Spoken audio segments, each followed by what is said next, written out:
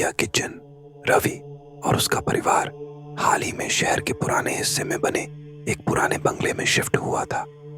घर काफी बड़ा और खूबसूरत था, लेकिन मोहल्ले के लोग इस घर के बारे में अजीब अजीब बातें करते थे। खासकर किचन के बारे में कहा जाता था कि वहां कुछ अजीब घटनाएं होती हैं। पहले कुछ दिन तो सब ठीक रहा, लेकिन फिर रवि की माँ को अजीब अजीब आवाजें सुनाई देने लगीं।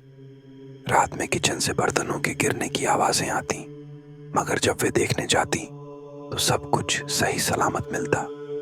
एक रात जब रवि पानी पीने के लिए किचन में गया तो उसने देखा कि गैस स्टोव अपने आप जल रहा था।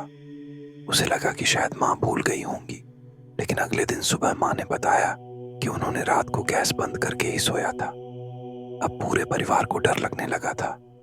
एक रात रवि की छोटी बहन ने चीख मार दी। सब दौड़कर उसके कमरे में पहुंचे तो उसने कांपते हुए बताया कि उसने किचन के दरवाजे पर एक साया देखा था, एक काली परछाई जो धीरे धीरे अंदर जा रही थी।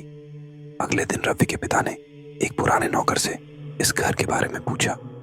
उसने बताया कि कई साल पहले यहाँ एक रसोइया काम करता था, जिसे घर के मालिक ने चोरी के आरोप में जिंदा जला दिया था। तब से उसकी आत्मा इस किचन में भटकती है और हर रात अपना बदला लेने की कोशिश करती है। यह सुनते ही पूरा परिवार सहम गया।